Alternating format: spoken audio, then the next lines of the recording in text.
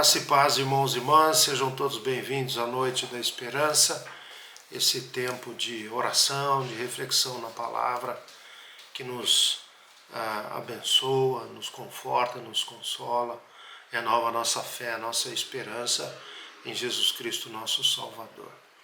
Nessa noite, com o tema Reprovados, nós vamos refletir através do texto do Evangelho de João, e pensar o quanto nós somos reprováveis na perspectiva de Deus, mas mesmo sendo desqualificados, reprovados, Deus não nos condena, mas nos oferece regeneração, transformação, renovação, salvação, e isso é reflexo da graça maravilhosa de Jesus Cristo, o nosso Salvador. Vamos orar, depois vamos ler o texto e vamos para a nossa meditação. Oremos. Santo Deus e eterno Pai, obrigado pela bênção da vida, obrigado a Deus pela bênção do Teu amor, amor eterno, do Teu cuidado, da Tua bondade. Adoramos o Teu nome, reconhecendo que só Tu és Deus, só Tu se manifesta de maneira tão grandiosa e graciosa na pessoa e obra de Jesus Cristo, nosso Salvador. Recebe a nossa adoração, acolhe-nos, ó Deus, na Tua presença, esse momento especial, onde nos unimos de coração a Ti, ó Deus, entre irmãos e irmãs, também amigos conhecidos, porque na perspectiva desse vídeo alcançar outras pessoas, que elas possam desfrutar também deste momento de comunhão e oração. Se conosco, fala ao nosso coração, a Tua palavra é fonte inesgotável de sabedoria, conhecimento da Tua vontade, do Teu propósito para as nossas vidas. E nós queremos ler, reler, mas também queremos ser transformados pela Tua palavra, pela presença do Teu Santo Espírito. Nós oramos em Cristo Jesus, com o perdão dos nossos pecados. Amém. Meus irmãos, estou ainda saindo de uma gripe fortíssima, então em algum momento eu posso aí parar para tossir e às vezes até a minha voz está ainda um pouco fraca. Vocês me perdoem por isso. Eu estarei também molhando a garganta, tomando uma água enquanto nós temos esse momento de reflexão.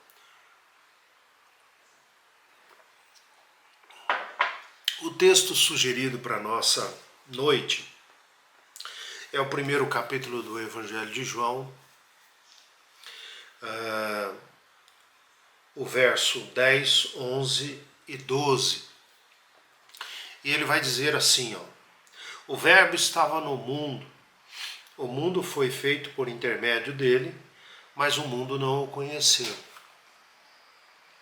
Veio para o que era seu, e os seus não o receberam.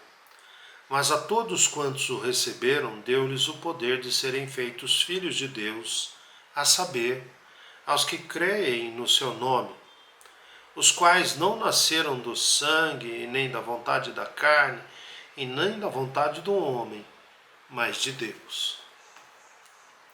Evangelho de João, um dos textos belíssimos do Evangelho, do Novo Testamento, e diferente dos outros, ele traz, logo no primeiro capítulo, uma perspectiva bastante teológica de Jesus Cristo.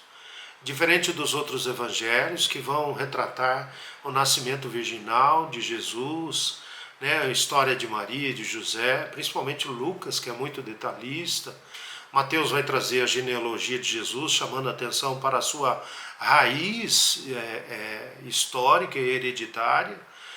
João ele vai fazer uma leitura mais teológica, porque ele faz referência a Jesus Cristo como estando lá no princípio, no ato da criação de todo o universo, na narrativa da criação, quando Deus cria todas as coisas.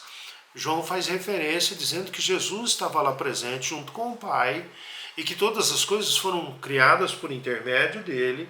Ele é o princípio de todas as coisas, ele é o princípio originário, a gênese de todo o universo está em Jesus Cristo. Isso é bastante significativo, né? Pensar em Jesus Cristo, e nós cremos, é lógico, e Jesus também com o Pai estava lá dando origem ao universo, a toda a criação. Mas nós queremos refletir, a partir desse texto, uma temática da reprovação. E assim eu quero pensar com vocês a nossa sociedade. Nossa sociedade, nós vivemos em sociedade, e a vida em sociedade ela é estabelecida a partir de leis, de normas que dão direcionamento ao nosso comportamento e que faz com que a gente pense e haja determinado segundo aquilo que a sociedade estabeleceu. Né? Então você não vive de qualquer jeito na sociedade. A sociedade brasileira não é anárquica, né? Mas sim é uma sociedade que tem as suas normas. Algumas estão bem escritas, bem estabelecidas, outras fazem parte do ideário do dia a dia, e às vezes você nem vê essas coisas escritas em alguns lugares, mas elas nos guiam o nosso comportamento, guiam as nossas relações, né, no dia a dia. E é interessante que essas normas e leis de condutas, muitas vezes a gente não para refletir o sentido, o significado dela e etc. Mas elas estão muito presentes, elas estão tão presentes que quando alguém, um indivíduo, uma pessoa, ela não age conforme as leis estabelecidas, as normas estabelecidas, ela recebe de alguma forma uma reprimenda, né? Ela é de alguma forma rejeitada pelo grupo, pela maioria, porque ela deveria se comportar daquele jeito e ela não se comportou. Né? Então, essas leis e normas, elas acabam criando papéis dentro da sociedade, e a gente precisa se comportar dentro desses papéis, senão nós sofremos sanções e reprovações do grupo em si. Quer ver, por exemplo, um pai tem que agir dessa forma, assim, assim, assim, o pai tem que educar e sustentar a sua família, são normas estabelecidas. A mulher tem que agir assim na nossa sociedade, inclusive a mulher era aquela que ficava em casa, cuidava da família, cuidava dos filhos, da educação e etc, etc. E a gente vê uma transformação, hoje a mulher ela sai para trabalhar, ela já não tem tanto tempo quanto ela tinha antigamente de ficar em casa, cuidar da família, dos filhos, educar os filhos, hoje ela sai também para trabalhar. Né? Então a gente percebe essas mudanças que vão acontecendo, e eu chamo a atenção dessas mudanças para a gente perceber que os papéis eram estabelecidos. Então antigamente uma mulher para sair para trabalho era uma coisa, onde já se viu a mulher sair, a gente tinha uma certa resistência, né? A mulher não pode sair, a mulher tem que ficar em casa educando o filho e tal, etc, aquela coisa toda. Hoje quando a mulher fica em casa, às vezes num comentário, numa conversa entre amigos, fala assim, minha mulher trabalha, minha mulher não trabalha, ela fica em casa, está se dedicando à educação dos filhos e tal, o pessoal já acha estranho. Então isso tudo para a gente perceber que a nossa sociedade, ela tem normas, ela tem leis comportamentais, e a gente precisa viver dentro dessas normas, desses comportamentos. Quando não agimos conforme a sociedade, o grupo espera, a gente acaba então sofrendo reprovações e rejeições dentro do grupo. É fato, por exemplo, quando a gente fala entre os adolescentes, a gente tem a tendência de falar que entre os adolescentes é que existe bullying. Não, o bullying existe em toda e qualquer fase, faixa etária. E o bullying nada mais é do que a rejeição de alguém que seja diferente e não se adapta dentro daquela norma estabelecida pela sociedade. Então você pega uma criança que tem uma síndrome de autismo, é uma pessoa que ela tem dificuldade de olhar nos olhos, de conversar. É uma série, né? Não é tão simples a gente estabelecer, são várias fases, são vários níveis de autismo, né? Mas você percebe quando uma criança tem autismo, ela não se comporta como aquilo que está estabelecido pela sociedade. Ela tem um comportamento diferenciado. E ela acaba sofrendo sanções, ela acaba sofrendo. É lógico que a sociedade vem crescendo, a gente vem aprendendo a lidar com esse tipo de ser humano, e assim outras síndromes. Síndrome de Down, por exemplo, que são pessoas especiais que têm um comportamento diferente daquilo que é estabelecido como normal. Então são reprovados, são desaprovados pela sociedade.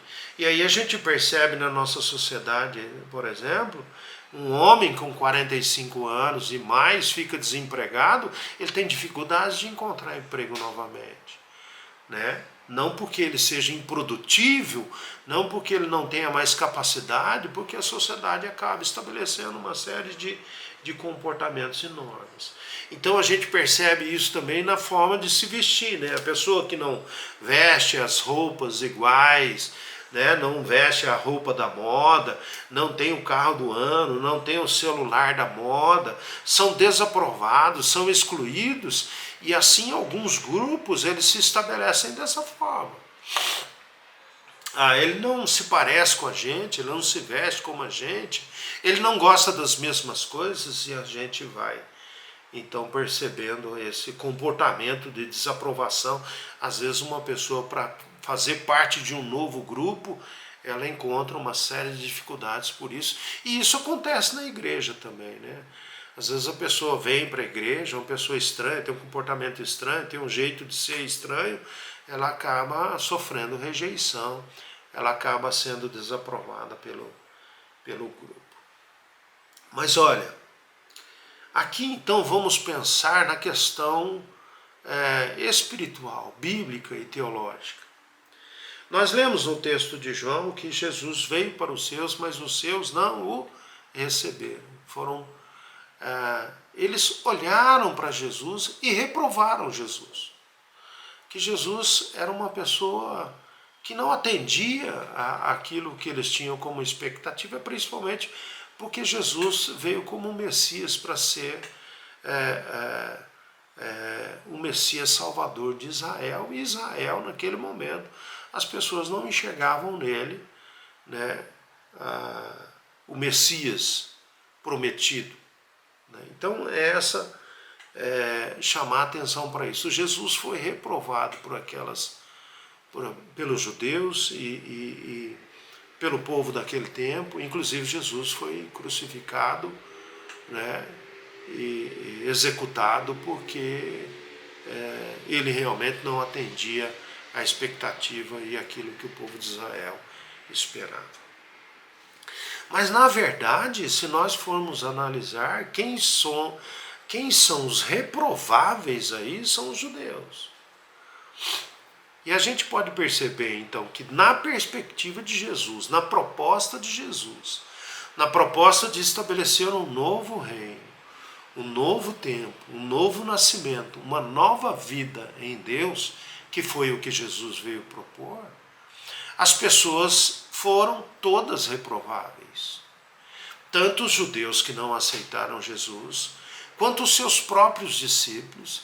E se a gente fosse olhar no decorrer da história, todos nós somos reprováveis, porque não conseguimos atender ao chamado e à missão e à vida com Deus como Jesus nos propõe. Observe bem, quando Jesus chegou e começou a anunciar entre os judeus então se apresentam como um povo que estava totalmente distante daquilo que Deus havia estabelecido com o povo de Israel. Um exemplo da reprovação de Jesus Cristo, quando ele chega no templo, existe aquele comércio dentro da casa de Deus e havia uma comercialização do sagrado. E Jesus, então, é um dos momentos, inclusive, que Jesus fica extremamente irritado com aquela situação toda, porque a casa de Deus, aquilo que era sagrado, estava sendo comercializado, e essa comercialização significa que alguns tinham acesso, outros não. Porque para você comprar um bem espiritual naquele tempo, você tinha que ter condições, tinha que ter dinheiro. Então, se você não tivesse dinheiro, se você não tivesse condições, você não comprava o bem espiritual. E o bem espiritual ali era o acesso ao sacerdote, era o acesso ao trono de Deus, era o acesso de que os seus pedidos chegassem até diante de Deus. E Jesus reprova então aquela situação. Jesus reprova o povo judeu em vários sentidos, na relação com o sábado, na relação com as leis. Os judeus são reprovados por Deus e era o povo escolhido de Deus. Era o representante de Deus na terra. E os judeus então foram reprovados por Deus pelo comportamento que viviam, né? Percebam que os judeus foram reprovados, desaprovados, pois rejeitaram Jesus e o condenaram. Desaprovados porque perseguiram Jesus, questionaram a mensagem de Jesus, questionaram o comportamento de Jesus, né, o seu discurso, a sua pregação. Os judeus foram desaprovados, pois não reconheceram Jesus como Filho de Deus. Desaprovados por causa da religiosidade vazia, hipócrita, corrupta, legalista, manipuladora e opressora. Então, na perspectiva de Jesus, na perspectiva do reino que Jesus estava estabelecendo, o povo judeu estava reprovado. Não servia aquela situação, aquela religiosidade, o judaísmo ali, não servia, foram reprovados, foram condenados por aquilo que Jesus estava propondo. E isso é isso que a João traz no Evangelho, né? Jesus veio para os seus, mas os seus não o receberam. Então os judeus reprovaram Jesus e Jesus reprovou os judeus. Mas a reprovação de Deus e a reprovação de Jesus Cristo não é condenativa. Porque Jesus poderia ter condenado aquele povo.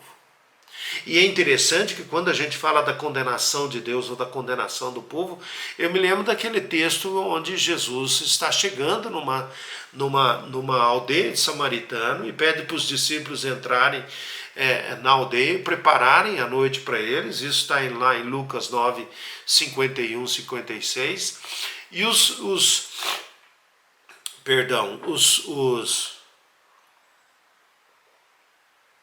samaritanos não aceitam a chegada de Jesus ali, e os discípulos, quer que desce, quer que a gente pede para descer fogo do céu para consumir? Jesus, olha, eu não sou desse espírito, eu não vim para condenar, eu vim para salvar.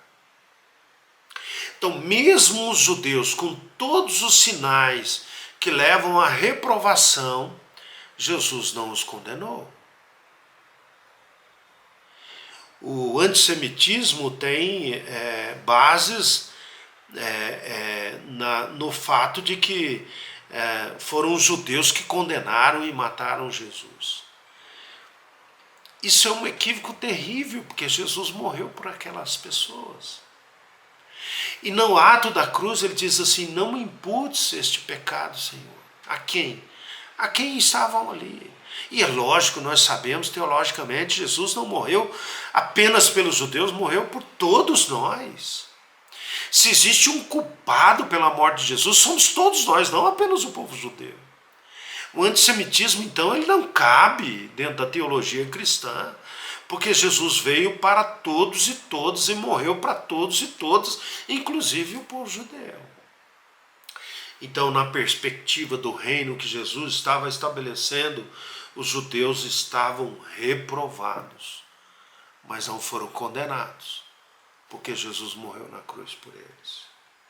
E às vezes a gente esquece de olhar para a vida dos discípulos, que também, segundo o comportamento que nós lemos no Evangelho, são reprováveis, estão desaprovados, né? São vários os momentos que a gente vê Jesus, então, corrigindo, chamando a atenção, quando Jesus diz aos discípulos: eu vou para Jerusalém e vou morrer em Jerusalém, vou ser condenado. Pedro é um deles que diz assim: não, isso não pode acontecer. Jesus: Pedro, se você não aceita isso, você não tem parte comigo. Pedro, ainda esta noite você vai me negar 3 vezes. A gente costuma dizer que dentre os discípulos o traidor é Judas. Não, todos eles foram desaprovados, foram reprovados, né? Qualquer um de nós no lugar de Jesus teria condenado Pedro. Falou: não, Pedro, você não serve para ser meu discípulo.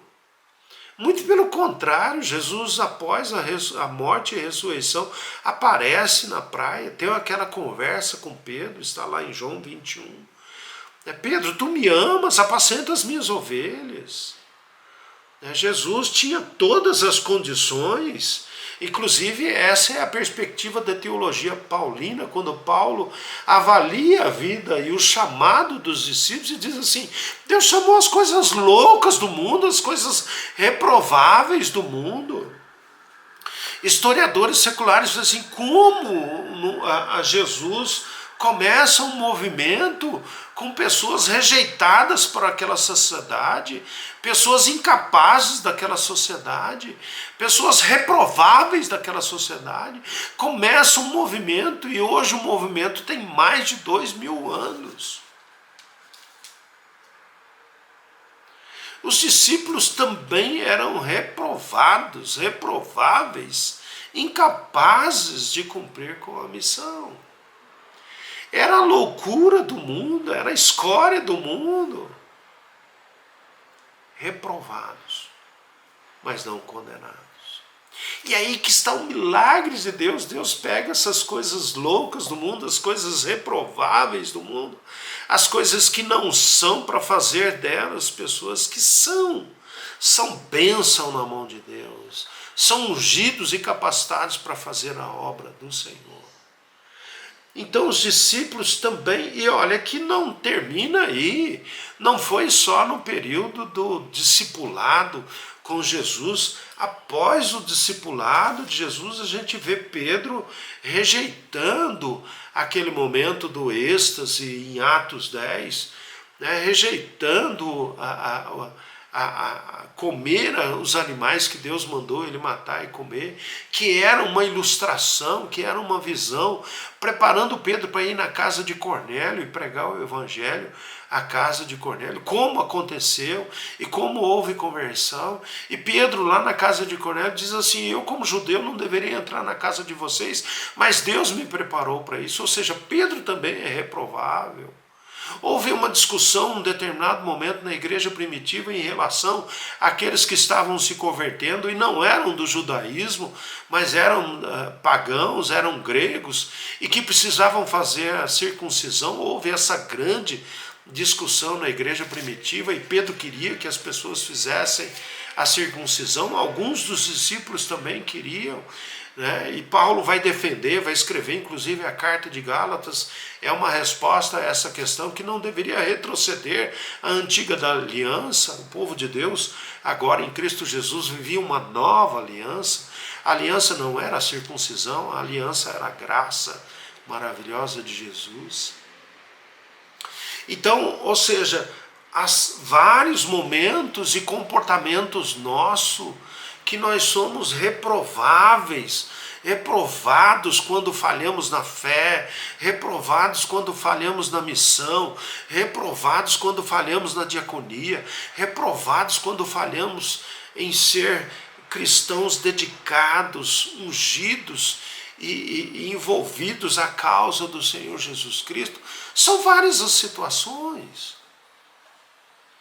mas a graça maravilhosa que mesmo sendo reprovados, reprováveis, desqualificados, Jesus não nos condena.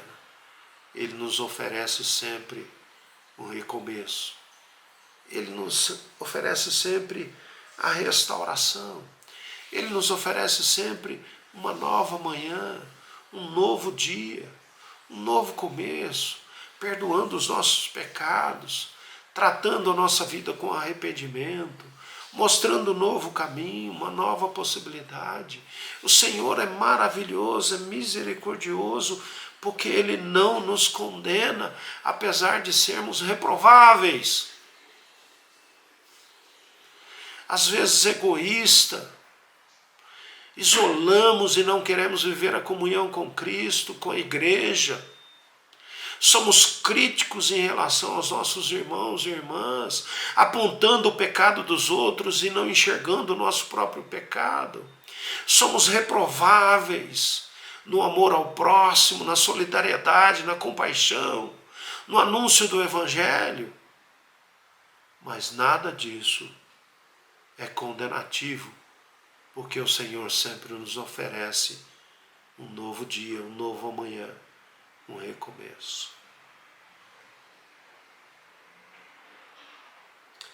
Os judeus foram desaprovados, os discípulos foram desaprovados. E assim, eu vejo aquele encontro de Jesus na praia, e Jesus dizendo: Pedro, tu me amas, Pedro? E depois de 3 vezes Jesus perguntar, Pedro diz para ele: tu sabes que eu te amo, Senhor. E Jesus continua dizendo para ele: apacenta as minhas ovelhas. A oportunidade de Pedro de recomeçar. E depois daquele momento nós temos o episódio de Atos 2, que é o Pentecoste. E Pedro faz um grande sermão e a conversão, a transformação. Este é o milagre do Evangelho. Somos reprováveis, não somos capazes, somos pecadores. E Jesus Cristo, na sua misericórdia, nos convida a participar de um plano perfeito, maravilhoso, de proclamar o Evangelho, de viver o amor de Cristo Jesus. E aqui eu quero fechar dizendo assim: não se condene. Nós temos a tendência de nos autocondenar. Eu me lembro de episódios na vida da igreja, igrejas que eu pastoreei, irmãos que eu pastoreei, dizendo assim: pastor, eu não mereço participar da ceia. Está corretíssimo, mas ninguém merece. E não é pelo mérito que nós participamos da ceia, não é pelo mérito que nós participamos da salvação, não é pelo mérito que nós somos alcançados pelo amor de Cristo Jesus. É porque nós precisamos. É porque Jesus nos ama. Então não se autocondene. Somos reprováveis, somos condenados, somos condenáveis, mas o Senhor nos oferece a salvação. É o Senhor e Ele tem o poder, Ele tem a autoridade de dizer para todos e todas e fazer de cada um de nós justificados no amor de Cristo. Ele é o único que tem condições de nos condenar, mas Ele não nos condena, Ele quer nos salvar. Então, se você caiu, se você tropeçou, se você errou, a graça maravilhosa de Jesus nos convida ao arrependimento, ao recomeço, a reiniciar, a ser uma nova criatura, a ter um novo começo em Cristo Jesus. Essa é a maravilha do Evangelho de Jesus Cristo de Nazaré, o nosso Salvador. Que Deus abençoe. Amém e amém. Nós vamos orar agora, então, nesse momento. E se você tiver algum pedido especial, coloque diante do Senhor, abra o seu coração. Se tem alguma coisa que tem te impedido e feito que você tenha vivido essa baixa autoestima, essa baixa estima, eu não consigo, eu sou pecador, eu sou reprovado, eu sou desaprovado. A mensagem é: o Senhor tem o poder de restauração. O Senhor, que tem o poder de nos condenar, não nos condena, mas nos oferece salvação. Vamos orar. Pai Santo, querido, obrigado pela Tua palavra, obrigado por esse tempo de oração, esse tempo de meditação. Reconhecemos mesmo que somos pecadores, desaprovados, reprováveis, mas pela Tua graça e misericórdia somos chamados por Ti, capacitados por Ti, e através da Tua unção e da Tua presença, da Tua vida em nós, podemos ter uma vida abençoada, frutífera e uma vida abençoadora. Abençoe, ó Deus, a nossa vida. Ouve o nosso clamor, ó Pai, nesta noite da esperança colocamos as nossas vidas mais uma vez diante do Teu altar. Olha para a vida dos Teus filhos e filhas, nossos irmãos e irmãs que estão acompanhando e ouvindo essa mensagem. Ó Deus, cada um de nós trazemos diante do Teu altar, ó Deus, um pedido, uma solicitação. Tenha misericórdia, contemple a nossa oração, contemple o nosso pedido. Acorde, ó Deus, aquele que está clamando pelo Teu nome. Tu és um Deus cuidador, Tu és um Deus que ouve o nosso clamor, Tu és um Deus que conhece o nosso sofrimento, a nossa dor. Traz a Tua paz, o conforto, o consolo. Resolva, ó Deus, os problemas conforme a Tua vontade, conforme o Teu querer. Nos ensina, ó Deus, a enxergar nos problemas, nas crises, nas dificuldades, também uma forma de crescer, de amadurecer, de aprender. Cura, ó Deus, aqueles que fazem parte dos Teus planos, alivia da dor, do sofrimento. Recebe, ó Deus, a nossa oração, mas recebe também juntamente, ó Deus, a nossa gratidão, porque estamos mais uma vez diante de Ti clamando, certos de que o Senhor ouve, certos e testemunhando muitas coisas que o Senhor já fez por nós. Em outros momentos, a maneira como o Senhor ministrou, a maneira como o Senhor cuidou, a maneira como o Senhor se fez presente, a maneira como o Senhor nos abençoou. Glorificamos o Teu nome, reconhecemos a Tua graça, a Tua bondade, o Teu favor. Por isso nós continuamos confiados em Ti, ó Deus, confiados na Tua palavra, no Teu amor, no Teu favor, na Tua bondade. E nós oramos em Cristo Jesus, o nosso Senhor. Amém e amém. Irmãos e irmãs, Deus abençoe, que o Senhor esteja sempre guardando e protegendo a todos no seu infinito amor. Grande abraço, até logo.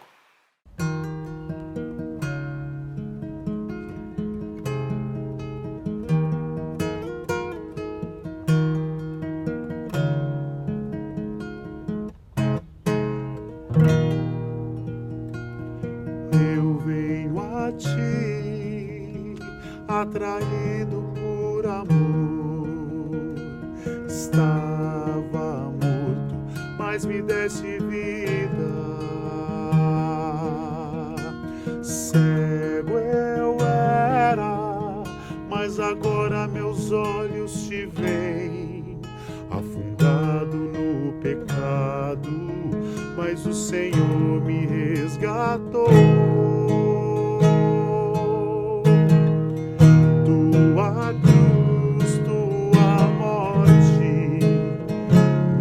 Salvação, justiça satisfeita,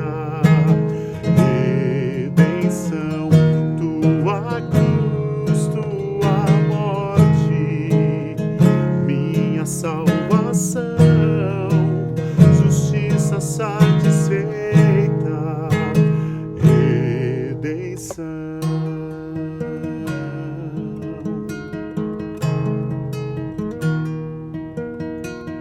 Eu venho a Ti, atraído por amor. Estava morto, mas me deste vida. Cego eu era, mas agora meus olhos te veem. Afundado no pecado, mas o Senhor me resgatou.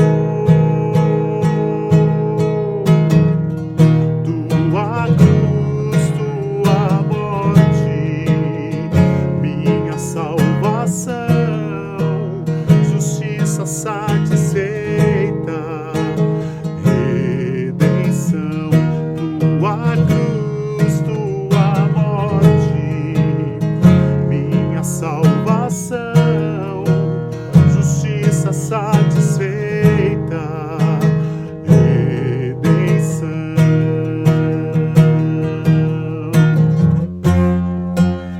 Agora reconciliado estou.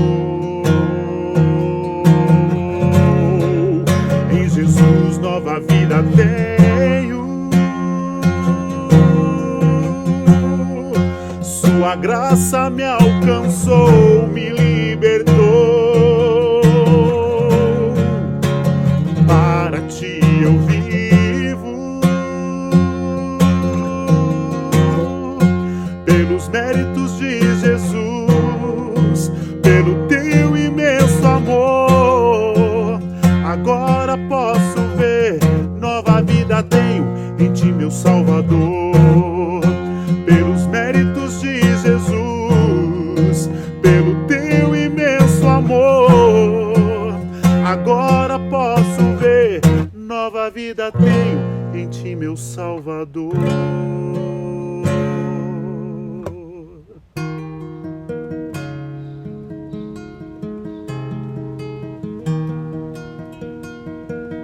Tua cruz, tua morte, minha salvação, justiça satisfeita,